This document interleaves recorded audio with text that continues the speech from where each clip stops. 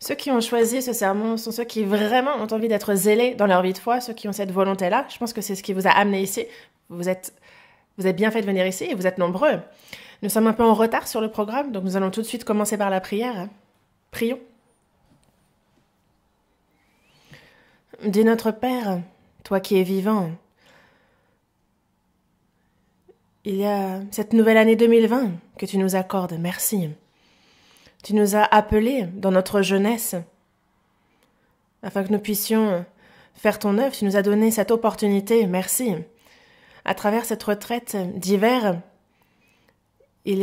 permets-nous de comprendre quelle est la volonté que tu nous adresses et qu'à travers ta parole, qui est la Bible, nous puissions être fortifiés, que nous puissions reprendre courage et que nous puissions reprendre des forces et que nous puissions rentrer fortifiés. Merci. Et aujourd'hui, nous souhaitons apprendre sur comment il nous convient d'étudier ta parole. Donne la puissance à la bouche du prédicateur afin que tous présents soient touchés par ta parole et que ça puisse être un temps précieux et bénéfique pour toutes les personnes ici présentes. Guide-nous pour cela. Nous avons prié au nom du Seigneur Jésus. Amen. Le sujet est donc l'importance de la Bible et comment l'étudier. Et donc j'ai essayé de faire le tri, de m'y préparer, mais je suis à 21 pages. J'ai donc préparé 21 pages. Ce n'est pas un sermon de 5 heures. Je vais essayer de faire ça en 2 heures. Il est déjà 14h20, mais en tout cas, je vais essayer de me limiter au temps qui m'est imparti. De faire ça bien. Commençons par ouvrir la Bible à la seconde épître à Timothée, chapitre 3. Seconde épître à Timothée, chapitre 3, verset 15. Du verset 15 jusqu'au verset 17. Du verset 15 jusqu'au verset 17, nous allons lire ensemble. Dès ton enfance, tu connais les saintes lettres qui peuvent te rendre sage à salut par la foi en Jésus-Christ. Toute écriture est inspirée de Dieu et utile pour enseigner, pour convaincre, pour corriger, pour instruire dans la justice, afin que l'homme de Dieu soit accompli et propre à toute bonne œuvre.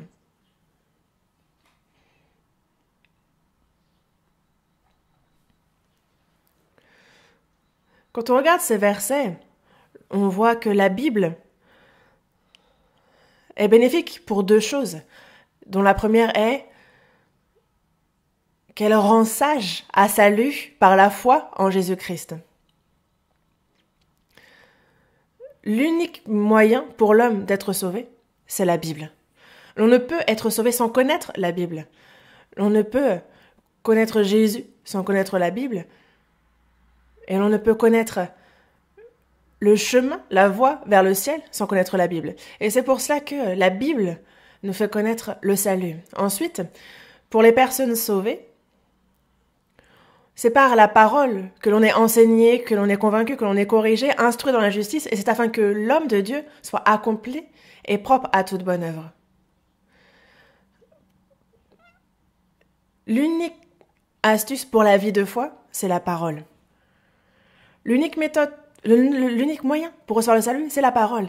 Et l'unique moyen pour bien vivre sa vie de foi, c'est la parole. Et il n'y a pas d'autre méthode. Mais si je me tiens éloigné de la Bible, si je ne lis pas la Bible, si je n'aime pas écouter les sermons, alors on ne peut ni être sauvé. Et si c'est le cas d'une personne sauvée, par exemple, alors il lui est impossible de vivre comme il se doit sa vie de foi. Il ne peut faire le travail de Dieu. Et c'est pour cela que il est très important pour nous d'apprendre la Bible, car la Bible elle-même est très importante. Et on va justement réfléchir à comment étudier cette parole. Avant toute chose, on va l'étudier en se focalisant sur le livre des Actes pour voir comment est-ce que les apôtres ont prêché l'évangile, comment les âmes ont été sauvées, et tout se focalise sur la parole. On commence par Actes, le livre des Actes des apôtres, chapitre 8, verset 4. Ceux qui avaient été dispersés allaient de lieu en lieu, annonçant la bonne nouvelle de la parole. Ici, on voit que l'église de Jérusalem est touchée par les persécutions. Les chrétiens sont donc dispersés en Judée, en Samarie. C'est la méthode choisie par Dieu. La persécution, c'est la méthode choisie par Dieu pour prêcher son évangile. Mais on voit que ceux qui avaient été dispersés allaient de lieu en lieu, annonçant la bonne nouvelle de la parole. Et cette parole a donc été prêchée à diverses régions, à divers pays et dans le monde entier. Qu'est-ce que la bonne nouvelle? C'est ce Messie qui est la promesse dans l'Ancien Testament. Jésus-Christ est le Messie promis dans l'Ancien Testament. C'est cette bonne nouvelle qui est annoncée. Et ceux qui annoncent cette bonne nouvelle, on voit donc que des personnes sont sauvées, ils forment ensuite l'Église. Et on voit ainsi que, à travers les actes, beaucoup d'églises sont nées. Et donc on parle du livre des Actes des Apôtres comme le livre des actes de l'Église ou le livre des actes du Saint-Esprit. Dans le verset 25, il est écrit « Après avoir rendu témoignage à la parole du Seigneur et après l'avoir prêché, Pierre et Jean retournèrent à Jérusalem en annonçant la bonne nouvelle dans plusieurs villages des Samaritains. » On voit donc que Pierre et Jean ont annoncé la bonne nouvelle dans plusieurs villages. Et on voit donc, à travers divers versets, justement dans la Bible, comment est-ce que l'évangile a été prêché. Dans Actes chapitre 8, un ange du Seigneur, s'adressant à Philippe, lui dit « Lève-toi et va du côté du Midi, sur le chemin qui descend de Jérusalem à Gaza, celui qui est désert. » Il se leva et partit, et voici un Éthiopien, un eunuque, ministre de Candace, reine d'Éthiopie, et surintendant de tous ses trésors, venu à Jérusalem pour adorer, s'en retournait assis sur son char et lisait le prophète Ésaïe. On a un Éthiopien, un eunuque, un ministre très élevé, surintendant de tous les trésors de la reine d'Éthiopie, est allé à Jérusalem pour rendre culte. Il a donc un cœur religieux. Il est en train de lire le prophète Ésaïe. Il est en train de retourner chez lui, mais il n'a pas compris ce qu'il a lu. Et c'est pour ça que Philippe lui demande « Comprends-tu ce que tu lis ?» Et il lui répond « Mais comment le pourrais-je si quelqu'un ne me guide ?» Philippe, comme il est écrit ici, Philippe, ouvrant la bouche et commençant par ce passage, lui annonça la bonne nouvelle de Jésus, et comme ils continuaient leur chemin, ils rencontrèrent de l'eau. Et l'eunuque dit, « Voici de l'eau, qu'est-ce qui empêche que je ne sois baptisé ?» Ici, on voit que Philippe, ouvrant la bouche et commença par ce passage. Ce passage, c'est le passage d'Ésaïe. Et Ésaïe contient beaucoup de prophéties sur la première venue de Jésus. C'est par ça qu'il commence, c'est par ce passage, et il lui annonce la bonne nouvelle de Jésus. Et qu'est-ce que cette bonne nouvelle ? La bonne nouvelle, c'est le Messie promis et annoncé dans l'Ancien Testament. C'est Jésus-Christ. C'est ce qu'il a prêché. Ils rencontrèrent de l'homme et l'eunuque dit « Voici de l'homme, qu'est-ce qui empêche que je ne sois baptisé ?» Il a compris tout de suite, il a reçu le salut et il a été baptisé. Et il n'a pas été baptisé et ensuite il a reçu le salut. Non, il a d'abord écouté la parole, il l'a comprise, il a reçu le salut et ensuite a été baptisé, puis il est rentré dans son pays. Dans Actes chapitre 10 aussi, il y avait à Césarée un homme nommé Corneille, centenier dans la cohorte dite italienne. Cet homme n'est ni juif, il est païen, il est dans l'armée centenier dans la cohorte dite italienne, mais il était pieux, craignait Dieu, avec toute sa maison, il faisait beaucoup d'aumônes au peuple et priait Dieu continuellement. Il a un fort sentiment religieux aussi. Il prend soin du peuple. Il est bon, brave, il est vertueux. Mais malgré tout cela, ce n'est pas un homme sauvé. Mais le Saint-Esprit dit à Pierre de suivre lorsqu'une personne va venir le voir. Et justement, on voit Pierre qui a prêché l'évangile. Il prêche quoi que, justement, l'évangile, il prêche Jésus. En fait, tous les prophètes rendent de lui le témoignage que quiconque croit en lui reçoit par son nom le pardon des péchés. Alors Pierre dit, peut-on refuser l'eau du baptême à ceux qui ont reçu le Saint-Esprit aussi bien que nous? Et donc, lui et toute sa famille ont été sauvés et baptisés. Dans Actes chapitre 16, On voit ici Philippe, Pierre qui va à Philippe, et Philippe, c'est la première ville d'un district de Macédoine et une colonie. Nous passâmes quelques jours dans cette ville. Le jour du sabbat, nous nous rendîmes hors de la porte vers une rivière où nous pensions que se trouvait un lieu de prière.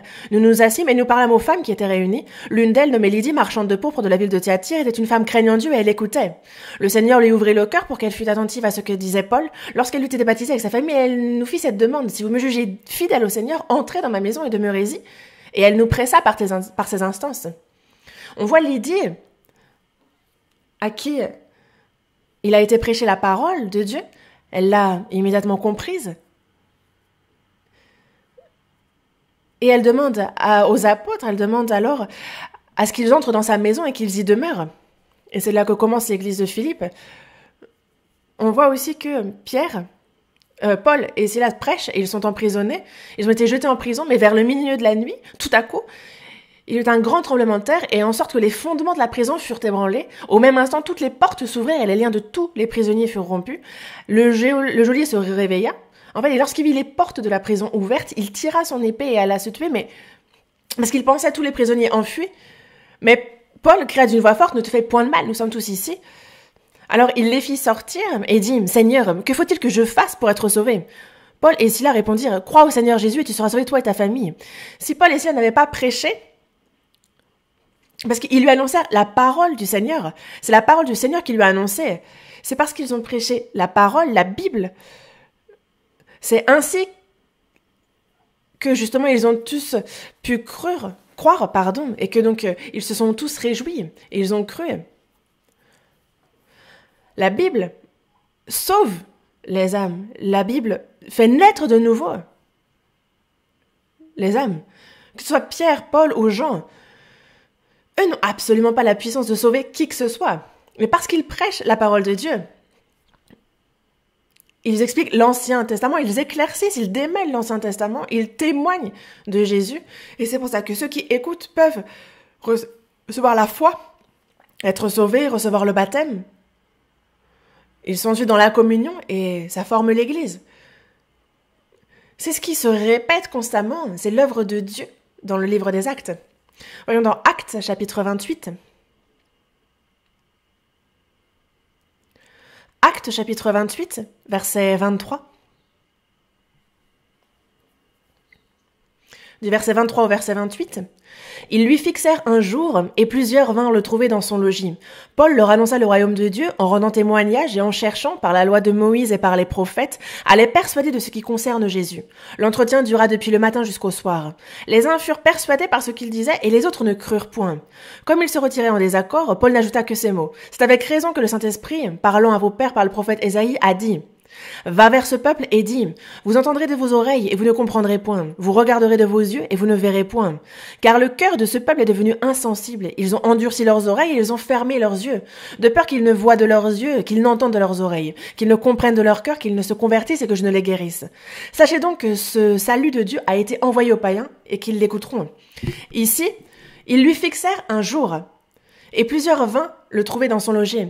En fait, durant 2 années, Paul est à Rome, il loge, il est un peu assigné à résidence. Il est emprisonné, mais assigné à résidence. Il loge dans une maison, mais il est assigné à résidence, et c'est là que les gens viennent lui rendre visite, et ça a duré 2 années. C'est pour ça qu'ils lui fixèrent un jour, et plusieurs vinrent le trouver dans son logis. L'entretien dura depuis le matin jusqu'au soir. Paul leur annonça le royaume de Dieu, à les persuader de ce qui concerne Jésus. Il faisait le séminaire biblique, en gros. Il a fait le séminaire biblique, c'est l'apôtre Paul, qui est donc le prédicateur. Il prêche l'évangile. Les uns furent persuadés par ce qu'il disait, et les autres ne crurent point. Ce n'est pas de la responsabilité de Paul. L'apôtre Paul, qui a écrit 14 des livres du Nouveau Testament, prêche l'évangile, mais il y en a qui furent persuadés et d'autres qui ne crurent point. Et c'est la même chose maintenant.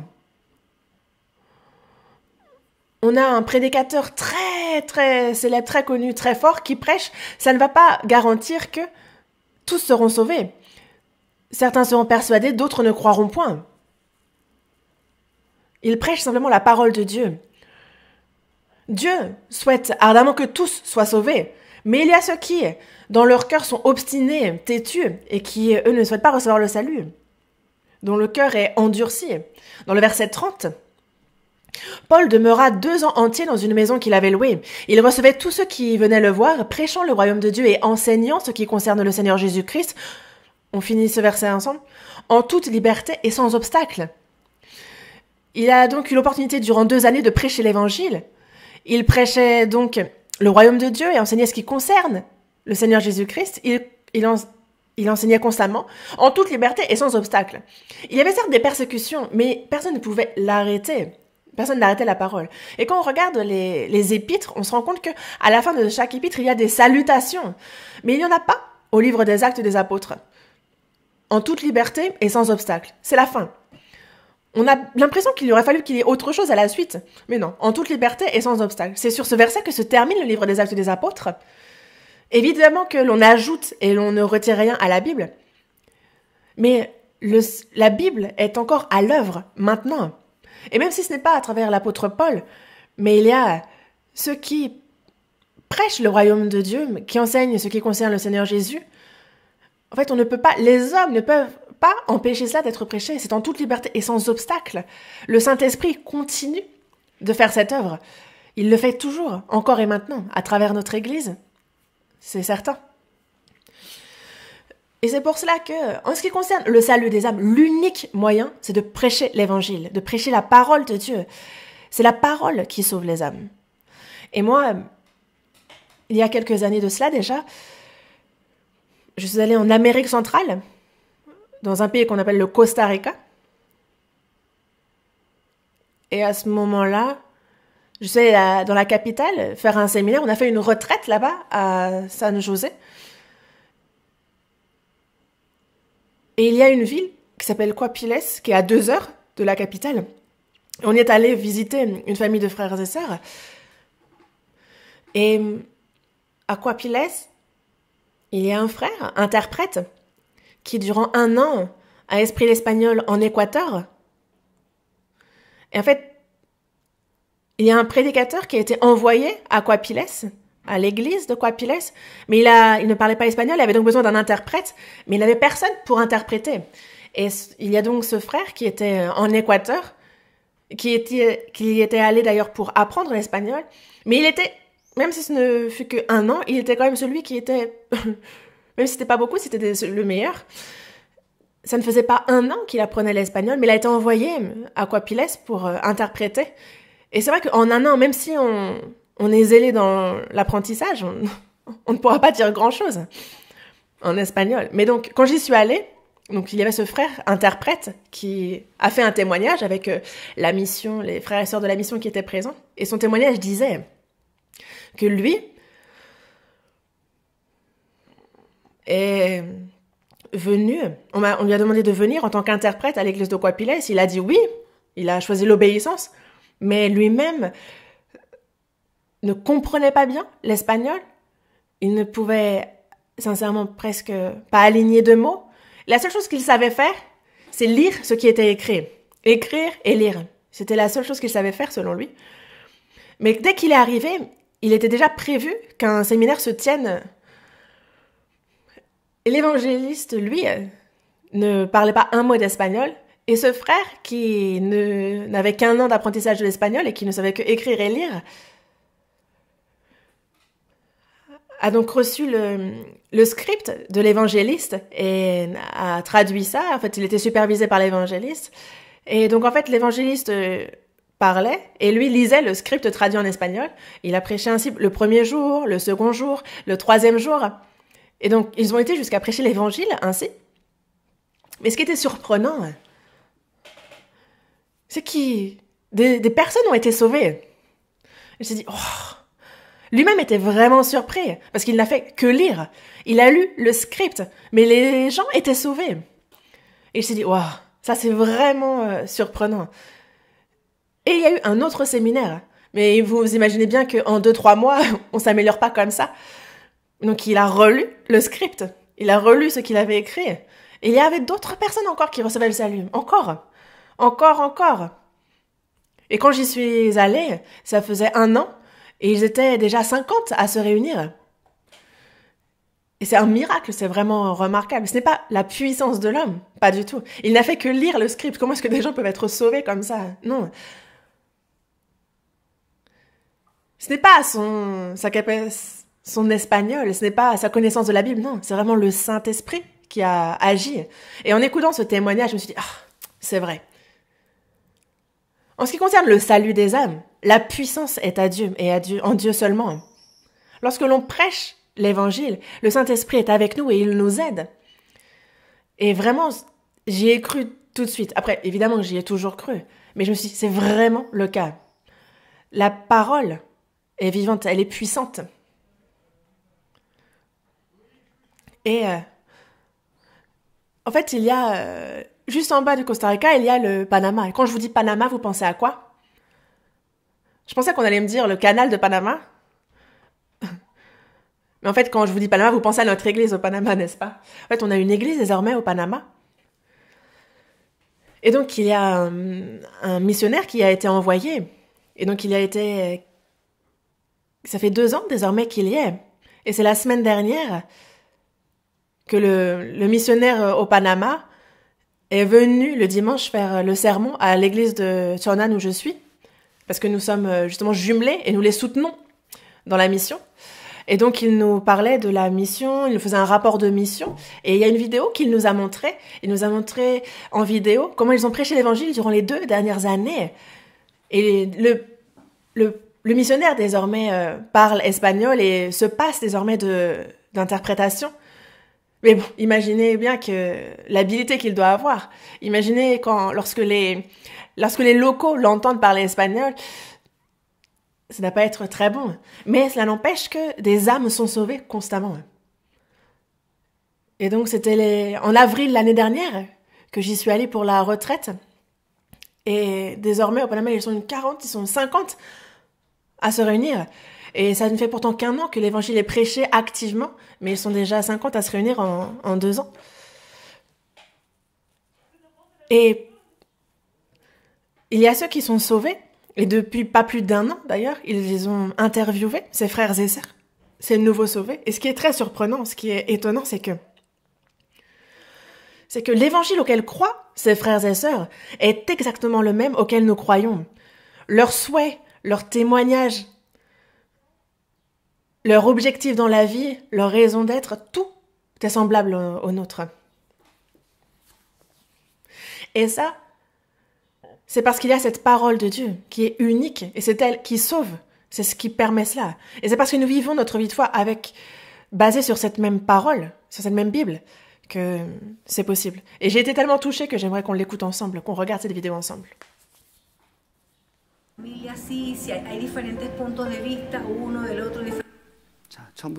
Depuis le début.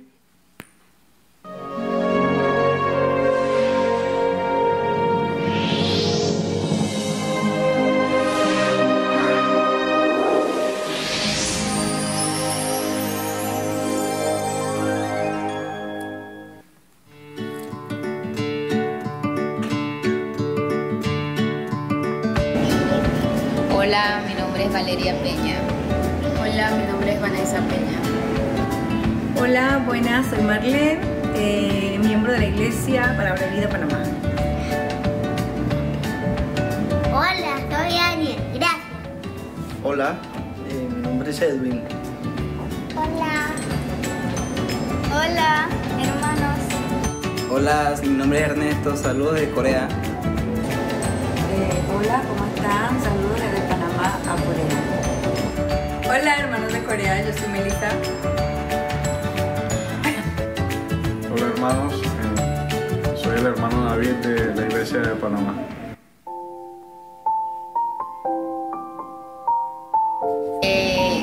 Con un seminario donde me explicaron todo desde el principio hasta el fin.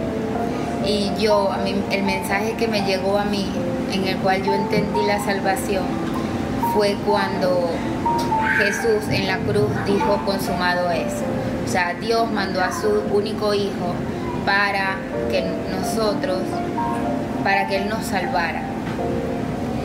Recibí la salvación por medio de un seminario bíblico para niños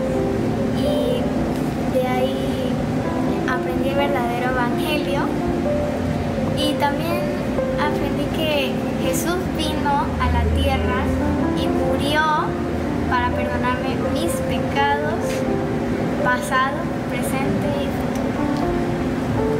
Y yo participé los 6 días de seminario y en verdad me enteré la verdad de la Biblia, porque yo no sabía nada. Aunque yo asistía a una iglesia antes por 13 años, en verdad supe que no conocía nada de la Biblia. Sobre el tema del huerto del Edén tampoco sabía nada. Sobre el tema del arca de Noé tampoco. Pues yo recibí la salvación el 24 de febrero en la iglesia de Misión Palabra de Vida por un seminario. El pastor me invitó a su oficina y me sentó y me dijo que viera el seminario para mí, que no fuera por el respeto de mis padres. Y de verdad que fue diferente, porque me di cuenta de verdad de lo que me estaba perdiendo en los otros seminarios, porque no entendía lo de la salvación. Y en ese seminario sí entendí bien que la salvación no se pierde, que Jesús, por el Evangelio, la obra de Jesucristo, nos dio la salvación y es eterna, no se pierde porque Él la cuida con su mano, no la cuidamos nosotros con nuestra fuerza.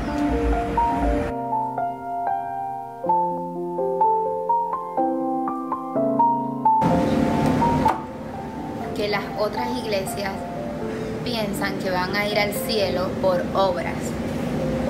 Y esta iglesia, que es la verdadera, te explica, y lo más importante es que conseguimos la salvación por medio de la Biblia. En las otras iglesias no dicen eso. Una diferencia muy clara sería el hecho de cómo la importancia que le dan a la Biblia. Las otras iglesias no le dan el interés a la Biblia, sino a su pensamiento. Creen que con hacer milagros o alguna música atraen a las personas, o el hecho de que si ofrendan tienen bendiciones. Eso hace que muchas personas quieran ir a la iglesia por el beneficio. No enseñan sobre el Evangelio o sobre el juicio, sino que solamente hablan de la bendición que uno puede recibir si da ofrenda, de la bendición que uno va porque ayuda a la iglesia.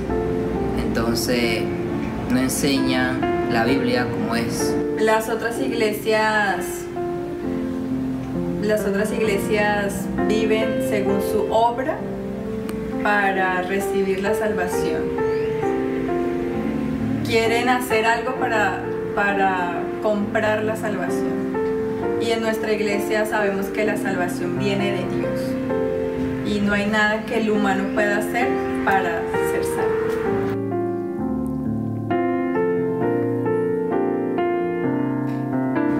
Bueno, antes yo vivía como yo quería y ahora vivo como el Espíritu Santo me guía y como la palabra me enseña. Antes de recibir la salvación, yo vivía sin un propósito, vivía sin saber para qué estaba en este mundo, y aunque obviamente sabía quién era, había escuchado sobre Jesús, sobre la Biblia, no sabía nada de Él, no conocía muy bien sobre qué era el Evangelio. Y después de recibir la salvación fui aprendiendo por los sermones, por las comuniones, por las reuniones, cada vez más sobre cómo debía de vivir, sobre con qué propósito estaba aquí, que era el de predicar.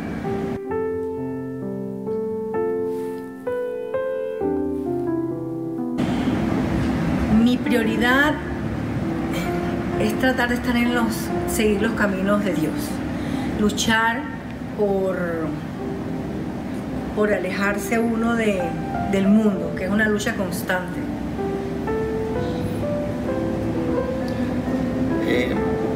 Mi prioridad es transmitir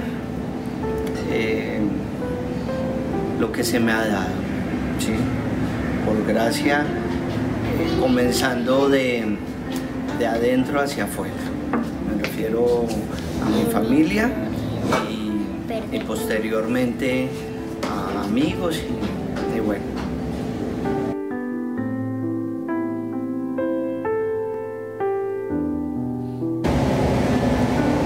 Lo más difícil para llevar la vida cristiana es vivir una vida agradable a Jesús. O sea, seguir el modelo de Jesús.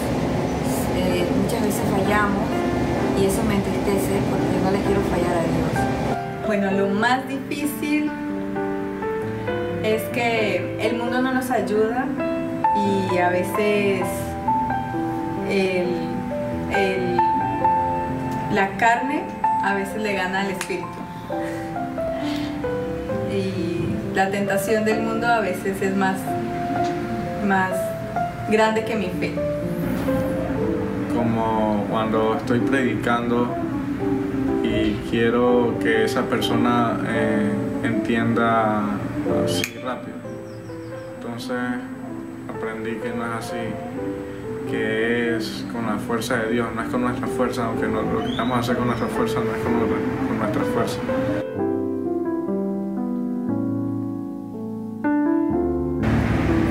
Nuestra casa. La iglesia para mí es donde puedo crecer, puedo conocer más la Biblia, puedo compartir con los hermanos, donde puedo protegerme de los pecados de afuera. La iglesia para mí es el cuerpo de Jesucristo, como dice la Biblia, pero para mí es la familia, es como una familia, todos somos salvos. Hay una relación muy distinta a las personas del mundo, hasta con nuestra propia familia carnal. Para mí la iglesia es como un grupo de hermanos salvos que cuando Jesús venga a la tierra, todos nos vamos a encontrar en el paraíso.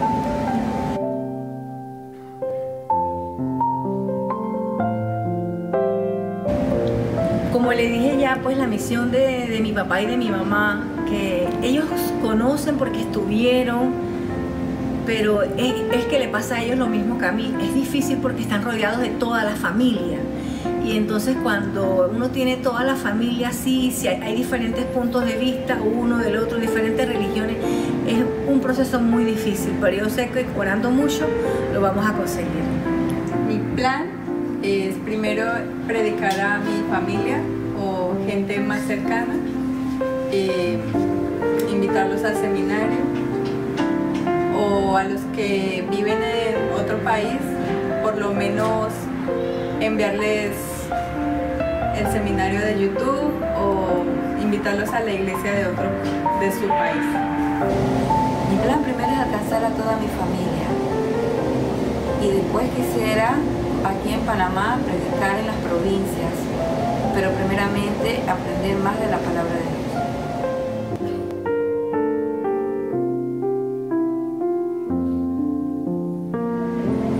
Chao. Bueno. Chao. Bueno, chao. Están muy bien. Gracias. Chao, hermanos. Chao, Dios te bendiga. Chao. Los quiero. Bueno, chao. 감사합니다.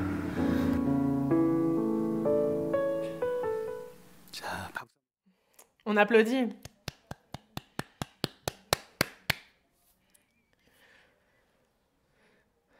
C'est une nation différente, le pays différent, une langue différente, une culture différente, une histoire différente.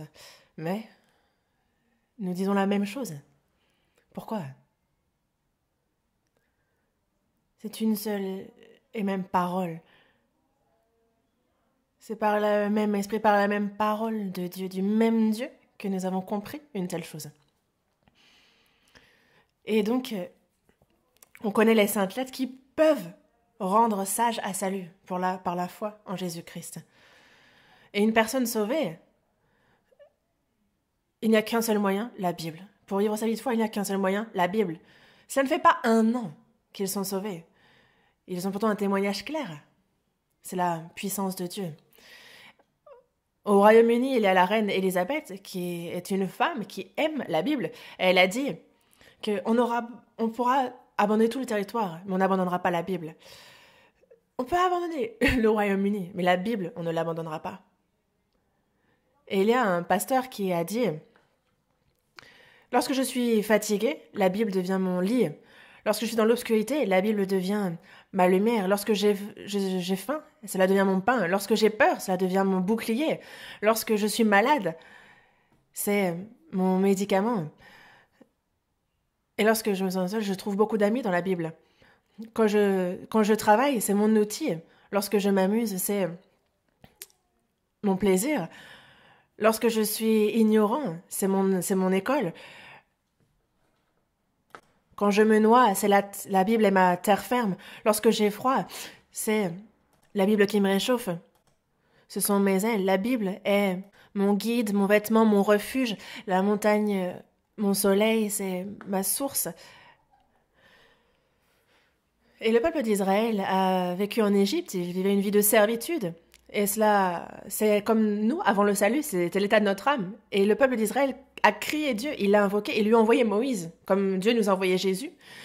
Moïse a permis l'exode, et c'est comme cela symbolise le salut de notre âme. La mer Rouge symbolise le baptême, et la vie dans le désert symbolise notre foi, notre vie de foi. La terre de Canaan, c'est le ciel. C'est aussi notre héritage, c'est aussi l'ombre de la gloire que l'on recevra. Mais le peuple d'Israël, dans Exode chapitre 16, quand on lit ce chapitre, on voit que durant 40 années passées dans le désert, il y a la nourriture que Dieu envoyait, la manne. Voyons dans Exode chapitre 16. Exode chapitre 16, verset 4.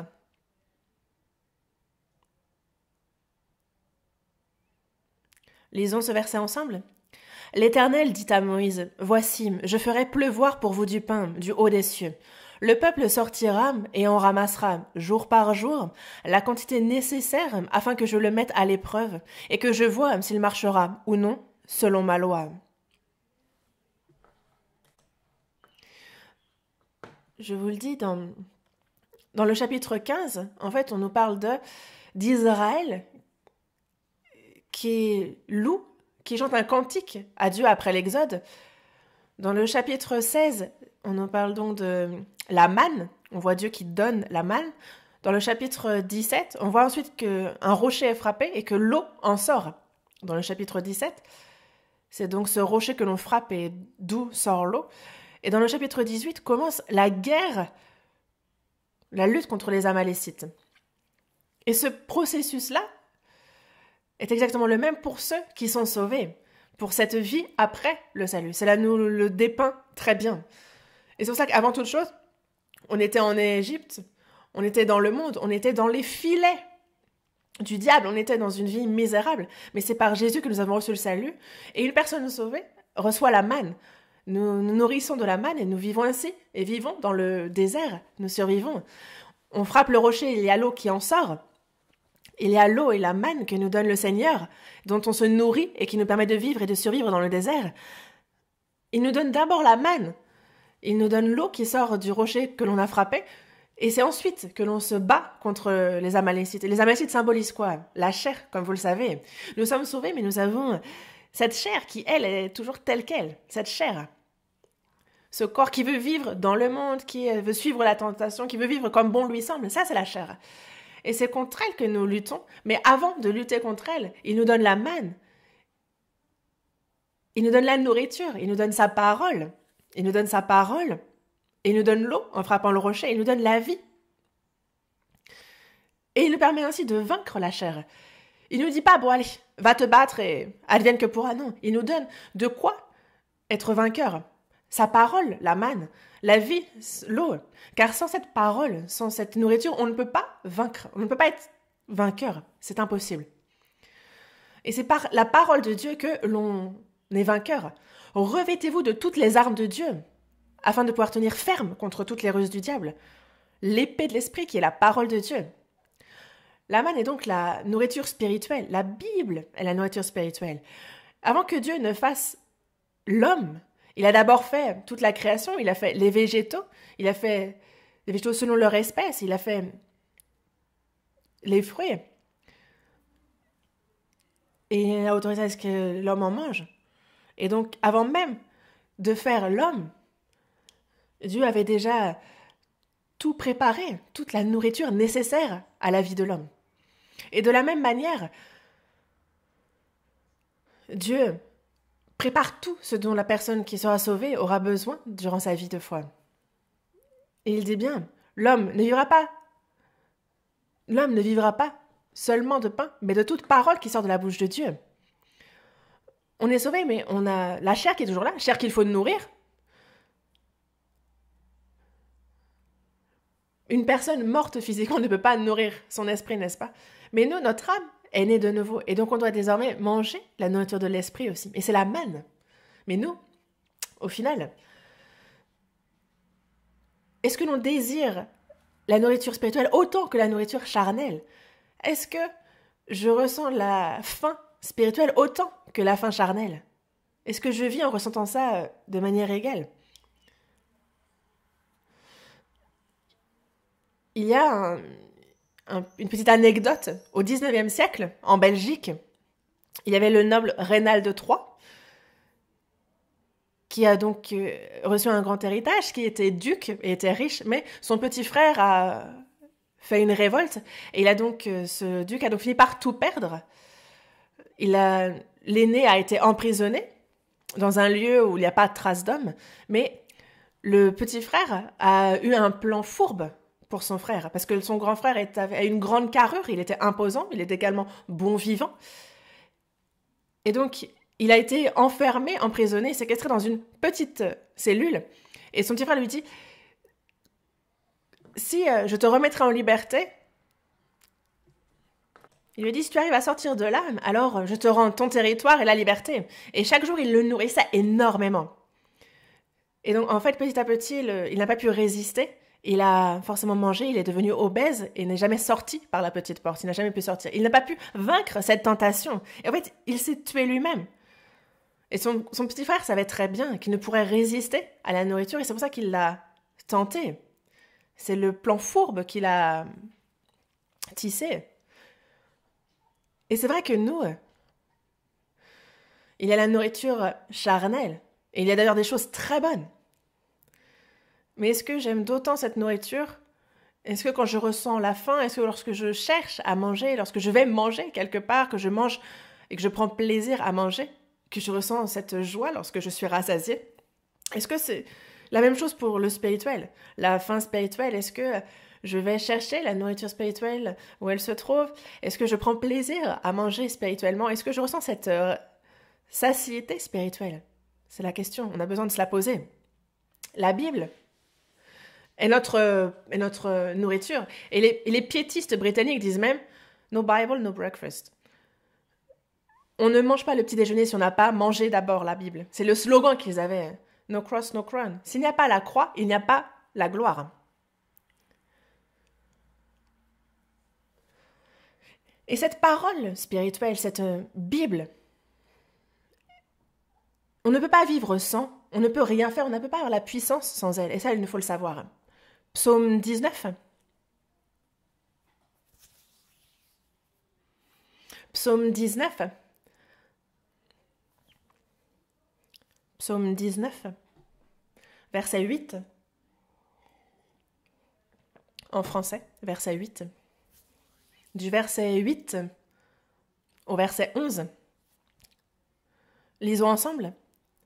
La loi de l'Éternel est parfaite, elle restaure l'âme. Le témoignage de l'Éternel est véritable, il rend sage l'ignorant. Les ordonnances de l'Éternel sont droites, elles réjouissent le cœur. Les commandements de l'Éternel sont purs, ils éclairent les yeux. La crainte de l'Éternel est pure, elle subsiste à toujours. Les jugements de l'Éternel sont vrais, ils sont tous justes. Ils sont plus précieux que l'or, que beaucoup d'or fin, ils sont plus doux que le miel. que celui qui coule des rayons. La loi de l'Éternel, c'est la parole de Dieu, la Bible, elle est parfaite, elle restaure l'âme, elle sauve.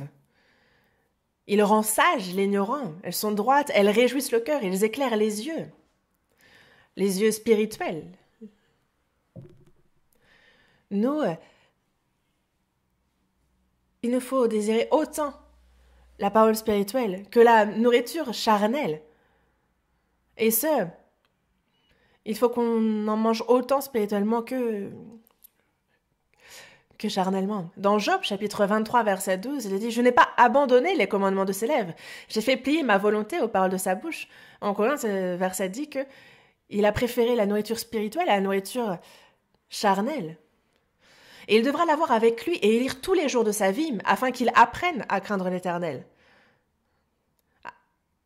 Nous avons besoin de la parole pour le salut. Nous avons besoin de la parole dans notre vie chrétienne.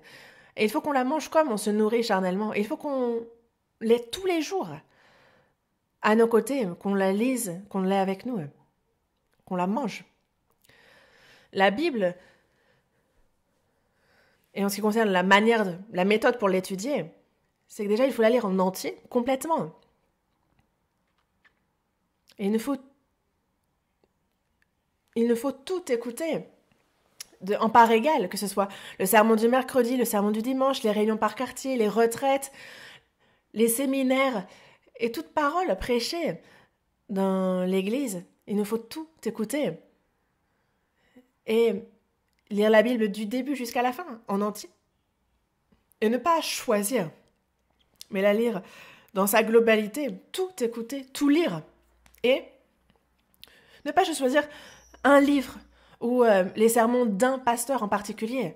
Non, avant toute chose, de la lire en entier, de tout écouter. Ça, c'est nécessaire. C'est comme pour la nourriture. On ne peut pas se rassasier, manger copieusement, faire de la gloutonnerie avec un seul aliment. Non, il nous faut, en part égale, se nourrir de toute la parole et de tous les sermons. Aussi,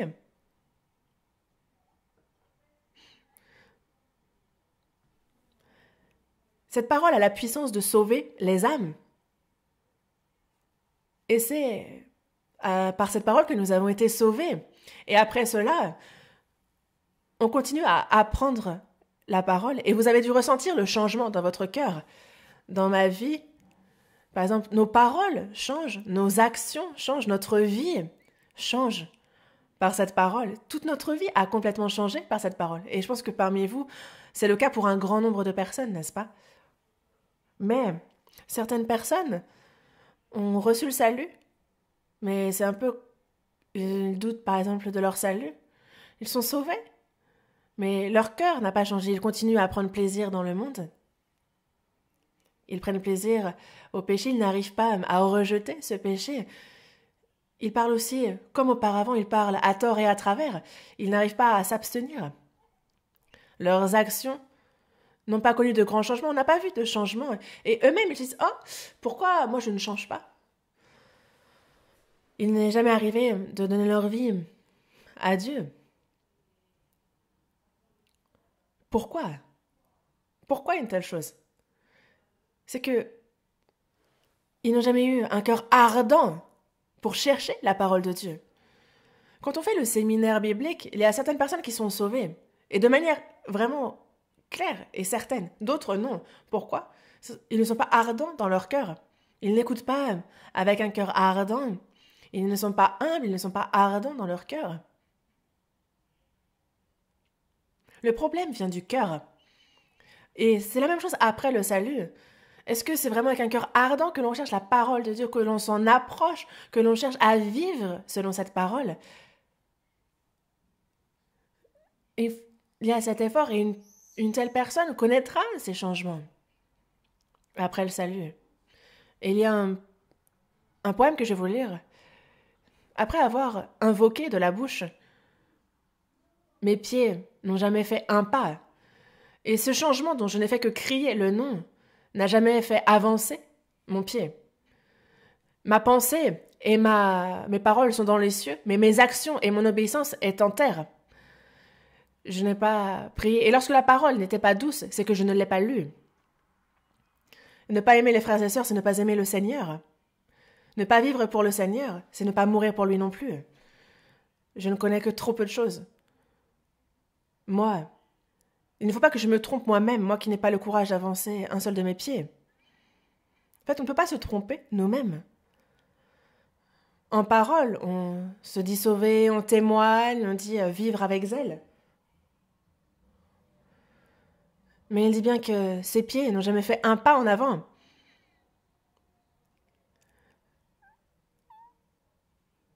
La personne n'a jamais eu cette résolution, cette détermination de vivre pour le Seigneur. Lorsque la Bible n'est pas sucrée, c'est que j'écoute, mais je ne comprends pas, je n'y prends pas plaisir. C'est que je n'arrive pas à la lire. C'est la même chose, une personne qui mange, quand elle connaît le goût, on y revient. Mais la Bible aussi n'est pas un livre qui est sucré, qui est doux dès le début. Mais on la lit encore, on continue à écouter les sermons. Et après, on en découvre le goût. Ça devient bon et on ne peut plus arrêter. La manne vient du ciel, elle est descendue, elle est arrivée sur la terre. Et si on veut la récolter, il faut se lever tôt, il faut se lever à l'aube et il faut se pencher pour la ramasser. Et pour bien manger cette manne, cette nourriture spirituelle, il faut être diligent. Comme ils se levèrent à l'aube pour aller l'accueillir, nous aussi, il y a ce sacrifice à faire. Il nous faut y mettre tout notre corps et tout notre cœur.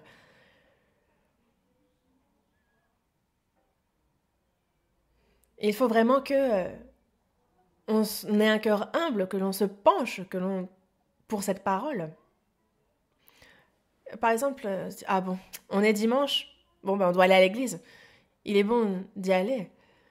Mais il faut vraiment se dire, demain c'est dimanche, qu'est-ce que Dieu va me dire? Demain, qu'est-ce que Dieu va me dire à travers le pasteur qui va prêcher? Il faut être impatient de le découvrir. Et pour bien écouter, il faut se dire que, aujourd'hui, je vais me coucher tôt. Et donc se reposer suffisamment pour être en forme, pour bien écouter la parole que Dieu nous adresse le lendemain, pour que vraiment elle soit grave dans notre cœur. C'est avec un tel cœur, avec une telle attitude qu'il nous faut nous préparer, par exemple, à écouter sa parole. Mais le samedi soir, on est dans la communion, après on va aller au sport, on va manger un petit peu, on va faire des jeux, on va toucher à notre téléphone, on va aller sur Internet, faire ce qu'on a envie de faire, et après, le matin on se réveille, on a la tête lourde, on s'assoit devant pour écouter, et on est fatigué, même si on est jeune, on est fatigué. Et c'est avec un corps fatigué que l'on va écouter, que ce sera d'ailleurs très difficile. On écoute, certes, mais il n'y a rien qui se grave. On écoute, mais cela ne se grave pas en nous. Mais en écoutant ainsi la parole, alors la parole ne pourra pas être un médicament, ne pourra pas être une nourriture pour cette personne. Elle ne pourra pas se graver dans le cœur de cette personne et transformer sa vie, sa parole, son comportement. C'est impossible de s'attendre à un changement avec une telle personne.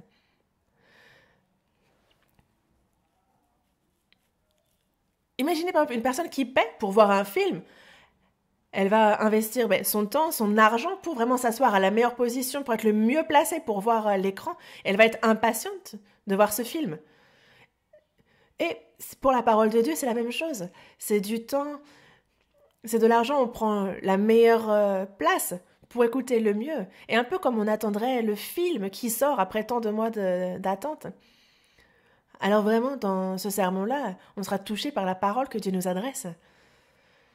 Et quand on écoute les sermons ainsi une fois, 2 fois, 3 fois, 1 mois, 2 mois, plusieurs mois, alors, ce serait un miracle que cette personne ne change pas. Ce serait un miracle. Que son cœur ne change pas, que sa vie ne change pas, ce serait un miracle. Ecclésiaste chapitre 12. Ecclésiaste chapitre 12.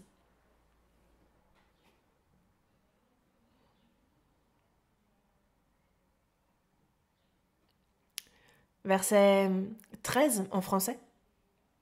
Lisons ce verset ensemble. Les paroles des sages sont comme des aiguillons et, Rassemblées en un recueil, elles sont comme des clous plantés, donnés par un seul maître. Ici, c'est donc Salomon qui écrit le livre Ecclésiaste. Et il a reçu de Dieu beaucoup de puissance, beaucoup de dons. Mais Salomon dit ici que les paroles des sages, la Bible, sont comme des aiguillons.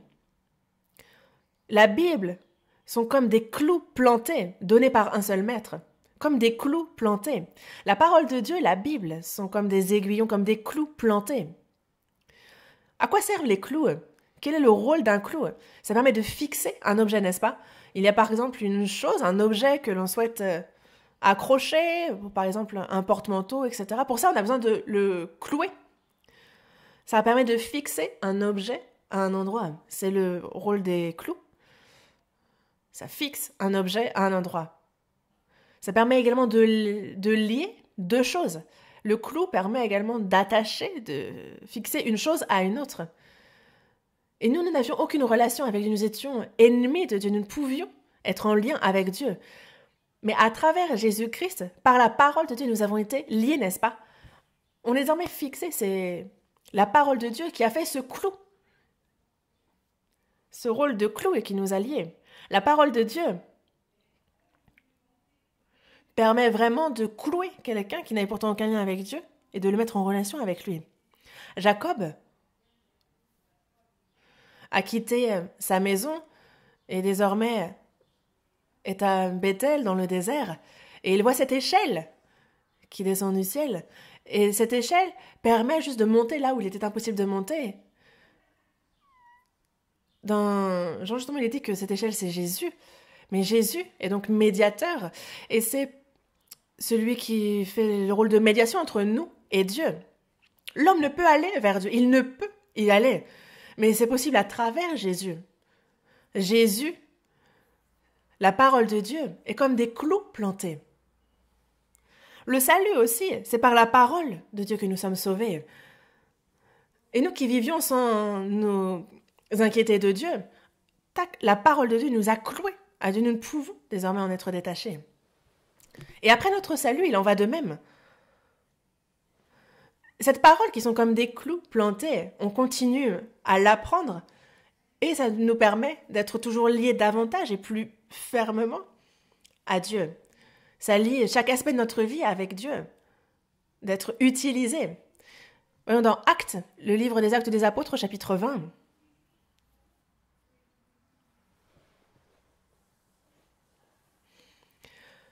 Verset 31. Actes chapitre 20, verset 31. Veillez donc, vous souvenant que, durant 3 années, je n'ai cessé nuit et jour d'exhorter avec larmes chacun de vous. Et maintenant je vous recommande à Dieu et à la parole de sa grâce, à celui qui peut édifier et donner l'héritage avec tous les sanctifiés. L'apôtre Paul s'adresse à l'église d'Éphèse où il a vécu 3 ans et il leur dit qu'il les quitte désormais et il les recommande à qui? Je vous recommande à Dieu et à la parole de sa grâce. Je vous recommande à la parole de sa grâce, non pas à quelqu'un, mais à la parole de sa grâce. C'est bien cette parole qui pourra vous édifier et vous donner l'héritage. C'est la parole qui nous édifie, qui édifie notre cœur, notre foi, notre vie de foi. Et c'est par la puissance de la parole. Et si on s'approche de la parole de Dieu, alors forcément que notre vie de foi sera édifiée, fortifiée. Sinon, au contraire, elle s'effondrera, évidemment. Et cette parole, désormais, il y a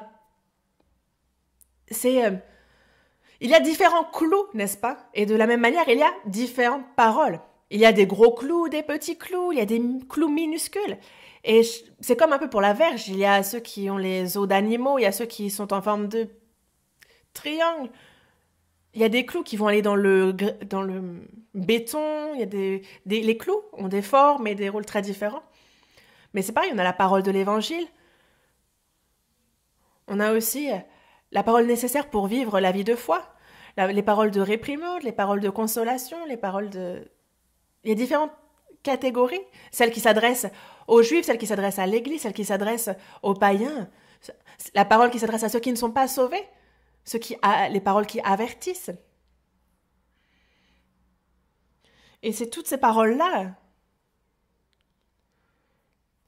Nous avons besoin de toute cette parole. Non pas seulement d'une partie, mais de toute la parole. Il arrive que à telle occasion, on a besoin de tel clou, et à telle autre occasion, on aura besoin d'un autre clou. Et de la même manière, il n'y a aucun verset à mettre de côté. Nous avons besoin de chacun de ces versets, de tous ces versets. Et c'est pour ça que, quand on regarde dans Ecclésiaste à partir du chapitre 25, on nous parle du tabernacle, n'est-ce pas? C'est intéressant, non? C'est difficile, hein? On se dit, le lieu saint, le lieu très saint.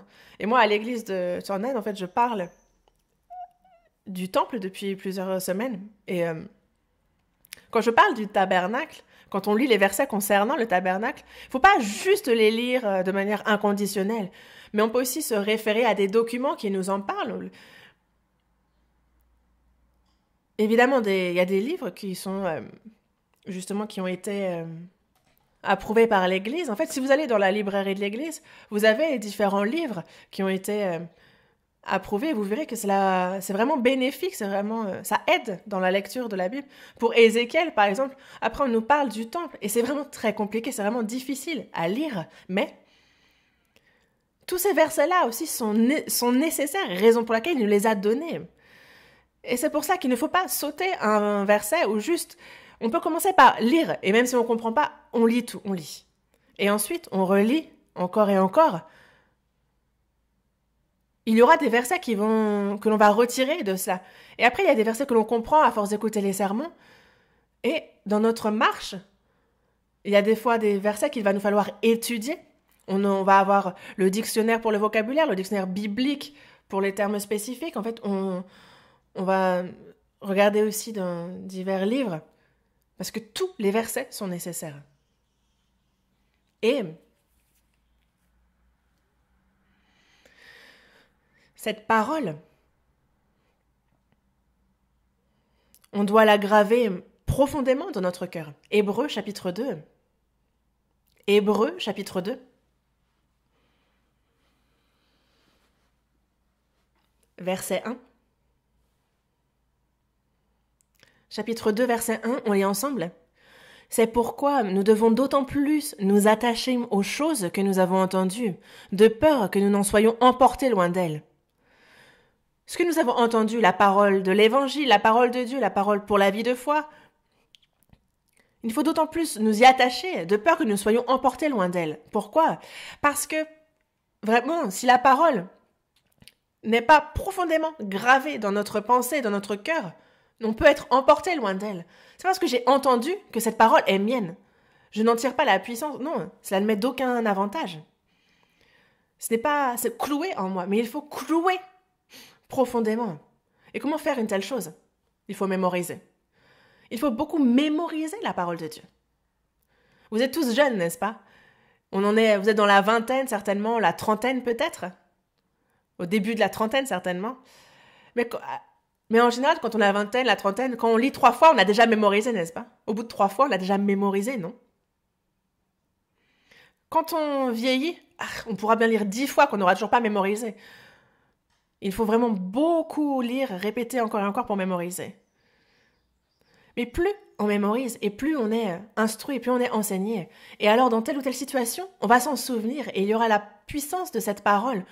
Comme Jésus a dit, il est écrit, il est écrit, il est écrit. C'est par la parole qu'il a vaincu la tentation, n'est-ce pas? Et c'est la parole de Dieu, quand on s'en souvient beaucoup, qui va nous permettre de vaincre la tentation. C'est vraiment très important de clouer profondément, de mémoriser les versets. Et aussi, je vais vous parler de plusieurs méthodes concrètes pour étudier la Bible. Et ce ne sont pas des choses que vous ignorez. Avant toute chose, il faut beaucoup lire. Ensuite, il faut beaucoup écouter la parole de Dieu, beaucoup lire, beaucoup écouter, et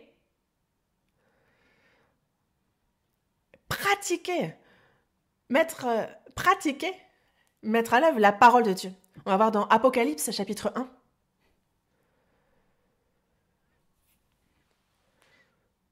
En fait, en ce qui concerne la Bible, il n'y a pas de miracle. En fait, on m'a posé 3 questions, dont l'une d'elles est est-ce qu'il y a une méthode simple pour étudier la Bible? Une méthode simple? Ça n'existe pas.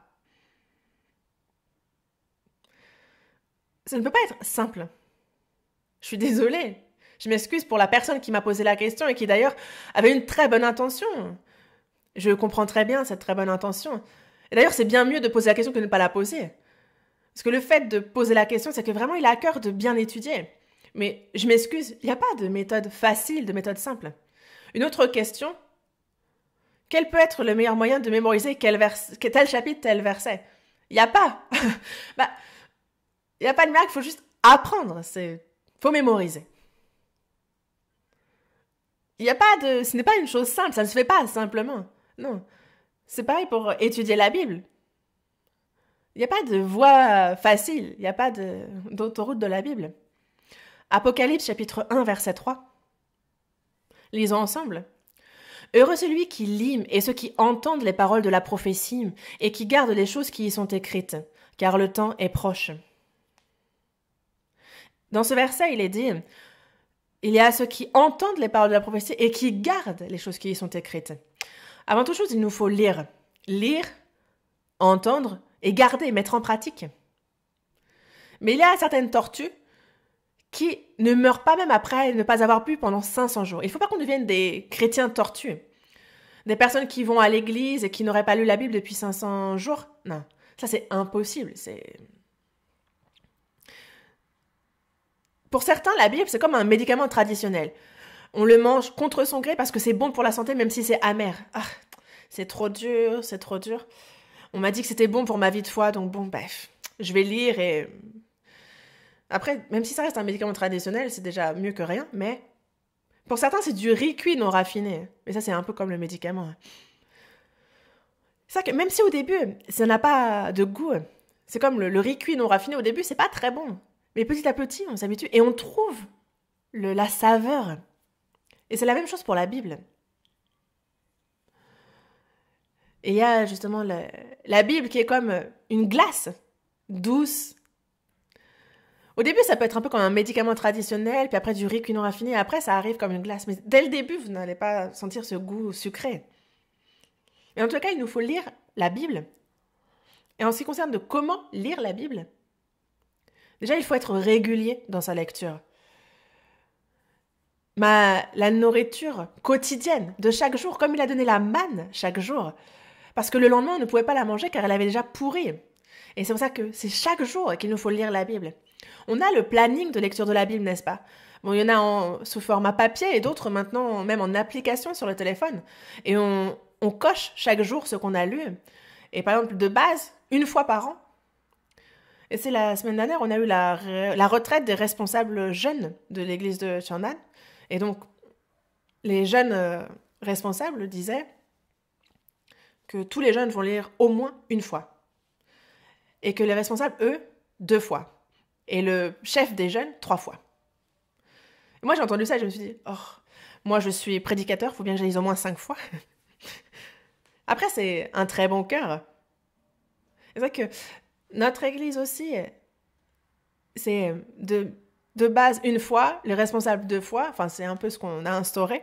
Mais pour faire une telle chose, il faut lire la Bible de 3 à 4 chapitres chaque jour. Et pour en faire 2 fois la Bible en entier dans l'année, on peut lire 1 fois puis relire à nouveau. Mais des fois, on peut justement lire 4 chapitres et les relire les mêmes chapitres dans la journée. Donc de lire 2 fois les mêmes chapitres. Il y a aussi cette méthode-là. Certains lisent 5 fois, 10 fois la Bible par an. Et en fait, c'est le même chapitre qu'ils lisent 5 fois, par exemple. Et donc, ça leur permet de méditer bien plus profondément. Bon, après, ça c'est différent pour chacun, mais en tous les cas, lire au moins 1 fois la Bible en entier dans l'année. La lire régulièrement. Investir du temps pour la lecture de la Bible. Et choisir un temps où le corps, où le cerveau n'est pas physiquement fatigué. Parce que les gens font tout ce qu'ils ont à faire, et après, une fois que le corps est tout à fait fatigué, ils lisent la Bible, on ne la lit pas dans ce moment-là. Choisir un moment où on n'est pas fatigué. Et aussi, si possible, de la lire à voix haute. Ça aide de lire à voix haute. De lire aussi en prenant en compte le contexte. Non pas juste lire, mais réfléchir au sens de ce qu'on lit. Lire et l'Ancien Testament et le Nouveau Testament, à part égale. Et n'essayez pas de conserver intacte votre Bible. N'hésitez pas à écrire dessus, à prendre des notes dessus. Ça va, ça va. Dieu ne va pas vous dire pourquoi il gribouille sur ma Bible. Non. La Bible, regardez un peu Des fois, par exemple, on a des Bibles où il y a des marges sur le côté qui va permettre de marquer. Enfin, n'hésitez pas à prendre des notes. Moi, j'ai changé de Bible pour prendre une avec les marges sur les côtés. Ça me permet de prendre des notes. Et après, quand je lis, ça me permet de méditer, de revenir sur ce que j'ai écrit. De mémoriser les versets importants. Et de passer outre les versets difficiles au début. Parce que si on s'arrête dessus, on n'avance plus, n'est-ce pas? Et de poser des questions. Il est bon de poser des questions. Si on est curieux, si on a des questions, il faut résoudre ça et on continue. Il y a 66 livres et apprendre la table des matières dans l'ordre. Apprendre par cœur les versets concernant l'évangile. Et c'est une grande aide lorsqu'on évangélise. Il y a une personne qui a comparé la lecture de la Bible avec la voiture. Des fois, il y a ceux qui roulent à vitesse fixe. Par exemple, quand sur l'application, on voit le pourcentage d'avancement, n'est-ce pas, dans notre lecture, dans notre plan de lecture de la Bible. Et il y en a des fois qui sont à l'arrêt. Il y a ceux qui n'avancent plus. Il y a ceux qui sont stationnés, qui eux, par contre, sont posés et qui ne bougent plus du tout. Et il y a ceux qui ont été remorqués par la fourrière. Il n'y a plus. Ils ne savent même plus où sont leurs Bibles. Ils cherchent leur Bible. Il faut vite la retrouver. Et il faut bien écouter la parole. Apocalypse chapitre 2. Apocalypse chapitre 2. Verset 7. Que celui qui a des oreilles entende ce que l'Esprit dit aux églises. Dans le verset 11 aussi. Que celui qui a des oreilles entende ce que l'Esprit dit aux églises. Verset 17. Que celui qui a des oreilles entende ce que l'Esprit dit aux églises. Verset 29 dans le chapitre 3, verset 1. En fait, ce passage se répète. Vous connaissez les 7 églises, n'est-ce pas? Les 7 églises qui sont dans l'Apocalypse sont des églises qui existaient à l'époque. Elles ont vraiment existé. Et c'est aussi l'état de notre foi à nous actuellement.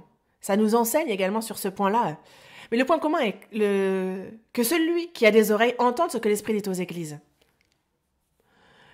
Ce n'est pas les oreilles seulement de la chair, mais également cette oreille spirituelle qui permet de comprendre la parole de Dieu.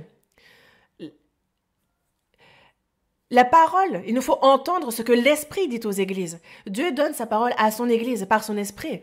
Ce n'est pas par des rêves, par des songes, par des visions. Non, c'est à travers son Église, c'est à l'Église qu'il parle.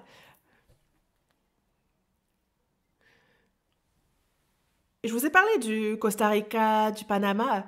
Après, j'imagine que beaucoup ont été en mission, que ce soit en Afrique ou ailleurs d'ailleurs. En Amérique du Sud, aux Philippines, en Mongolie. Mais quand on prêche la parole de Dieu, les gens sont sauvés. Ils vivent leur vie de foi, ils évangélisent aussi. D'autres sont sauvés et l'Église se forme. Et on voit ça constamment à travers tout le monde. Et c'est une preuve certaine que l'Esprit travaille, que c'est l'Église de Dieu. Et il n'y a pas de preuve plus claire et plus nette que celle-ci, c'est certain. Alors,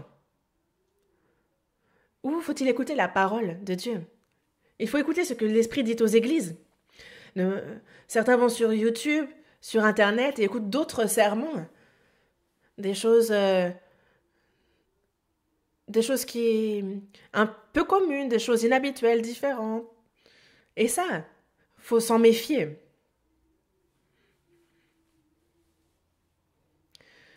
Il y a des choses qui ne sont pas nécessaires, ça peut être une perte de temps inutile, et ça peut nuire d'ailleurs. Il y a beaucoup de choses nuisibles, des paroles qui n'ont rien à voir avec l'évangile, des paroles qui peuvent certes plaire à l'oreille, mais qui ne sauvent pas les âmes. Des sermons qui peuvent même aller jusqu'à complètement déformer, altérer la parole de Dieu. Et ce ne sont pas des choses qu'il nous faut écouter. Que celui qui a des oreilles entende ce que l'Esprit dit aux églises. Ce n'est pas parce que nous manquons de sermons que nous ne vivons pas bien notre vie de foi. Ce n'est pas ça. Il nous faut écouter tout ce que l'Esprit dit aux églises, les sermons Il nous faut d'ailleurs bien les écouter, c'est vraiment très important. Et aussi, prendre des notes. Quand on apprend la parole de Dieu, quand on fait le séminaire, par exemple, on nous dit bien de ne pas prendre de notes parce que sinon c'est le cahier qui reçoit le salut, c'est ce qu'on dit. Mais après avoir reçu le salut, lorsqu'on écoute le séminaire ou les sermons, on peut prendre des notes, même si c'est bref, même si c'est concis, ça aide. Plutôt que d'écouter de manière statique, prendre des notes, ça permet aussi de se concentrer. Et on peut également réviser les notes que l'on a prises. Ça nous entraîne aussi justement à résumer les sermons. Donc il est bon de prendre des notes dans un cahier et à réviser aussi. Vous connaissez le fait de ruminer. Il nous faut ruminer continuellement. Alors vraiment, ça nous fend le sabot. Les animaux purs étaient ceux qui ruminaient et qui avaient le sabot fendu ou le pied fourchu. Parce qu'on rumine, mais si on n'est pas séparé du monde, alors c'est qu'il y a un problème. On est séparé du monde, on écoute la parole. Mais une personne qui s'éloignerait de la parole, ça non plus, ce n'est pas normal. Il nous faut ruminer. Alors, vraiment, on va être rempli du Saint-Esprit. Et ça nous fend le sabot au sens où on est séparé du monde ainsi. Ça, c'est normal.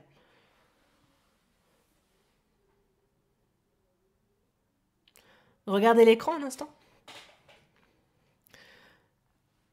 Désirez comme des enfants nouveau-nés le lait spirituel et pur, afin que par lui vous croissiez pour le salut. La parole de Dieu, il nous faut la désirer comme des enfants nouveau-nés, désirent le lait spirituel et pur. Regardez un peu ces progénitures qui attendent leur mère. Pourquoi? Parce qu'elle apporte à manger. Regardez un peu comment ils ouvrent le bec. Pour les oiseaux, ce n'est pas une bouche, c'est une gueule, un bec. Regardez un peu comment il l'ouvre grande.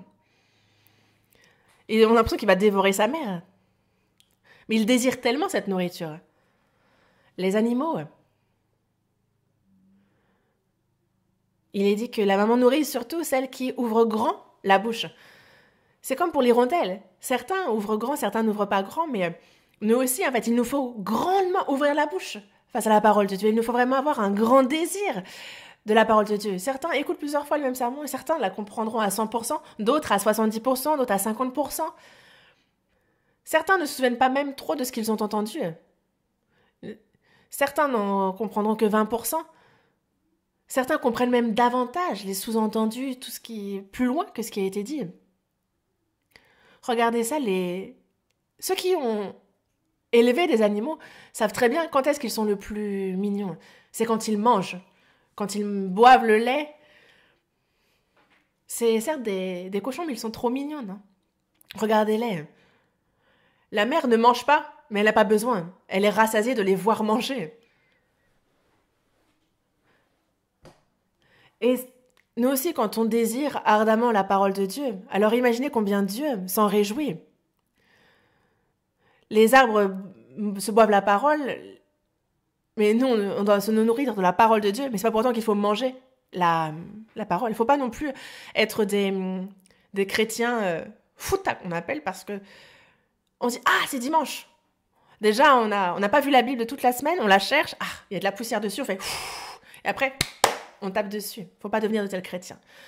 C'est la Bible d'un pasteur. Ça m'a tellement surpris que j'ai pris une photo. Et je lui dis, pasteur, tu arrives à lire? Il dit, ah oui, très bien. Je me suis dit, ah, vraiment? D'accord.